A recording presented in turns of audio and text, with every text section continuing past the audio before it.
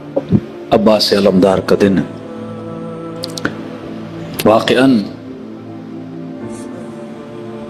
بالتسلیم والتصدیق والوفا تین صفات امام زیارت حضرت عباس میں بتاتے. تسلیم تھے اپنے امام کے سامنے، تصدیق سچے تھے اپنے امام کے سامنے، وفا کا عالم تھا بہت بڑا اپنے امام کے سامنے. 13.5 سال عمر ہے غالباً جنگ صفین میں، ایسے لڑ رہے تھے کہ دشمن کے وجود پہ لرزہ طاری ہو جاتا تھا. اور یہی عباس علمدار جب کربلا میں آئے، ایک کتاب ہے، نام ہے سیاحت غرب، اس پہ فلمیں بھی بنی، آغا نجفی کوچانی کی کتاب ہے. دوسری ان کی کتاب ہے سیاحت شرق. سیاحت غرب انہوں نے اپنی برزخ کا احوال بتایا ہے، جس پہ چھوٹی چھوٹی موویز بھی بنی کہ قبر میں نے کیا دیکھا، برزخ میں نے کیا دیکھا. ایک ہے سیاحت شرق. سیاحت شرق میں اس نے اپنی زندگی کے حالات لکھے. لکھتے ہیں 40 امام حسین کے دن تھے. پہلے رسم تھی، علماء پیدل جاتے تھے کربلا، لیکن اتنی کثیر تعداد میں نہیں جس طرح آج جا رہے ہیں. تو کہتے ہیں میں نے جتنا پانی اٹھایا وہ راستے میں ختم ہو گیا. مجھے یہ تھا کہ راستے میں جگہ ہوں گی، پانی مجھے مل جائے گا، لیکن روٹ میں نے ایسا اختیار کیا جس پہ پانی نہیں تھا. اتنی شدید کہتے ہیں مجھے پیاس لگی، 50 ڈگری کی گرمی، میں نے سوچا میں مر جاؤں گا.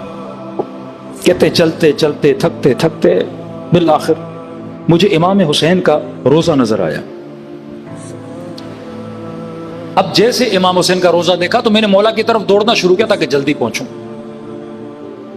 جب دوڑنے لگا تو اتنی پیاس لگی، اچانک میرے ذہن میں خیال آیا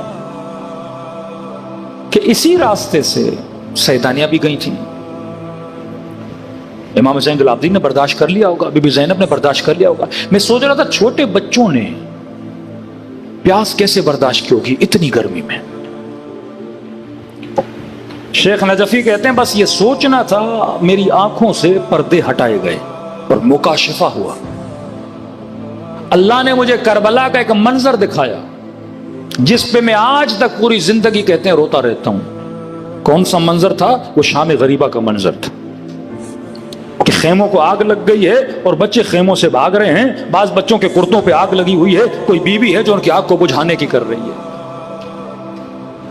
کہتے اب میں نے دیکھا، مجھ سے برداشت نہیں ہو رہا تھا. میرا یہ تھا میں ان بچوں کو بچاؤں، کہیں ان کے وجود کو آگ نہ لگ جائے. میں ان کے پیچھے دوڑنے لگا اور اتنا تیز دوڑا لیکن کوئی بچہ میرے ہاتھ نہیں آتا تھا.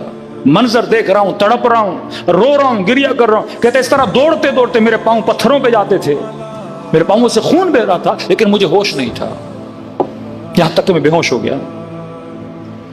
شیخ نجفی کہتے ہیں میری آنکھ کھلی تو میں نے دیکھا میں کربلا کی گلیوں میں ہوں. اٹھا تو دیکھا پاؤں زخمی، خون بہ رہا ہے، آنکھیں لال، رو رہا ہوں. بار بار وہ منظر یاد آ رہا ہے. بچی چیخ رہی تھی کوئی ہے ہماری مدد کرے، کوئی ہے جو کرتے کی آگ کو بجھائے. کہتا اتنے میں نہر کے کنارے گیا، اپنے پاؤں کو دھویا، بین الحرمین آیا، امام حسین کے حرم کے قریب بیٹھا. شام کے 6 بج رہے تھے. حرم ابا عبداللہ الحسین کی ایک گھنٹی ہے، مشہد میں بھی آپ نے دیکھا ہوگا، جب گھنٹا پورا ہوتا ہے تو گھنٹی بجنا شروع کرتی، آواز ہے اس کی. کہہ رہا سب لوگ گھنٹی کی آواز سن رہے تھے لیکن مجھے حسین کی آواز سنائی دے رہی تھی، اور وہ آواز تھی حل من ناصر، حل من ناصر، حل من ناصر. ہے کوئی مجھ غریب کی مدد کرنے والا، ہے کوئی مجھ غریب کی مدد کرنے والا. کہتے ہیں میرا جگر پارا پارا ہو رہا تھا کہ ابھی تک مولا آواز دے رہے ہیں. کہہ رہے اتنے میں حرم عباس کی گھنٹی نے بجنا شروع کیا اور وہاں سے مجھے گھنٹی کی آواز نہیں آ رہی تھی، آواز آ رہی تھی لبیک یا مولائی، لبیک یا مولائی، لبیک یا مولائی. میں نے کہا 1400 سال گزر گئے، آج بھی اگر حسین کی حل من ناصر کی آواز پہ کوئی آواز دے رہا ہے وہ حسین کا بھائی عباس ہے.